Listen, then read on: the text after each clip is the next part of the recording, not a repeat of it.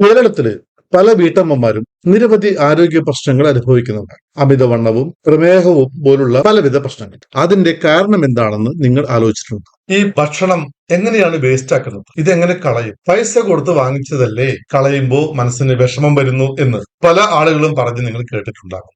ഒരു പക്ഷെ നിങ്ങളുടെ വീട്ടിൽ പറഞ്ഞ് കേട്ടിട്ടുണ്ടാകും. ഇതിലൊരു വലിയ അപകടമുണ്ട്.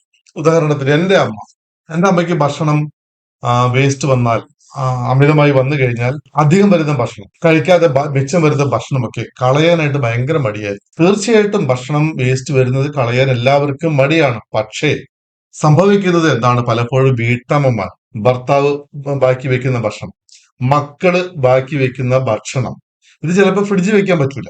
ഇതെല്ലാം ഇവര് കഴിക്കുക ചെയ്യുന്നു. കറികൾ ബാക്കി വന്നു കഴിഞ്ഞാൽ അതും കഴിക്കും. വയറ് നിറഞ്ഞു കഴിഞ്ഞാൽ അത് മാറ്റി വെച്ചിട്ട് വൈകുന്നേരം 4 മണിക്കോ 5 മണിക്കോ കിടക്കുന്നതിന് മുമ്പ് ഇവർ പരമാവധി അത് കഴിച്ച് തീർക്കും. പറയുന്ന ന്യായം, പൈസ കൊടുത്ത് വാങ്ങിച്ചതാണ്. അരി എന്ന് പറയുന്നത് വളരെ അധ്വാനിച്ചുണ്ടാക്കുന്ന ഒന്നാണ്.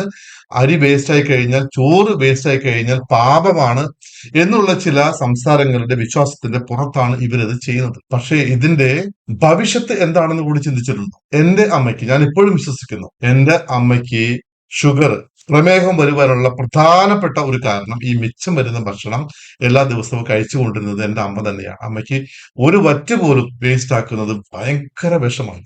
പ്രിയപ്പെട്ട വീട്ടമ്മമാരെ, നിങ്ങളോടാണ് എനിക്ക് പറയാനുള്ളത്. സ്വാഭാവികമായിട്ടും നിങ്ങൾ വീട്ടിൽ ഇരിക്കുമ്പോൾ തന്നെ അമിതമായ ഭക്ഷണം കഴിക്കാൻ സാധ്യതയുണ്ട്. പൊതുവെ മലയാളികൾ അമിതമായി ഭക്ഷണം കഴിക്കുന്ന ആളുകളാണ്.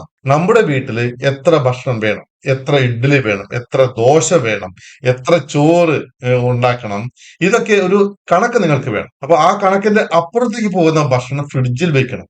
ഫ്രിഡ്ജിൽ വെച്ച ഭക്ഷണം വേസ്റ്റ് ആയി കഴിഞ്ഞാൽ ദയവ് ചെയ്ത് അത് കഴിക്കാൻ പറ്റാത്ത സാഹചര്യമാണെങ്കിൽ ദയവ് ചെയ്ത് അത് കഴിക്കരുത്. ഇങ്ങനെ വരുന്ന ഭക്ഷണമൊക്കെ ഇടുവാനുള്ള വേസ്റ്റ് ബിൻ ആയി നിങ്ങളുടെ ശരീരത്തെ നിങ്ങൾ മാറ്റരുത്. ഇത് നമ്മുടെ ശരീരം വളരെ അമൂല്യമാണ്. അതിനെ വളരെ ആദരവോടെ, വളരെ പവിത്രതയോടെ, കേടുവരാതെ സൂക്ഷിക്കുവാൻ നമുക്ക് എല്ലാവർക്കും ഉത്തരവാദിത്തമുണ്ട്. അത് വേസ്റ്റ് ബിന്നാക്കി അതിനകത്തേക്ക് എല്ലാ വേസ്റ്റും കൊണ്ട് ഇട്ടേക്കരുത്.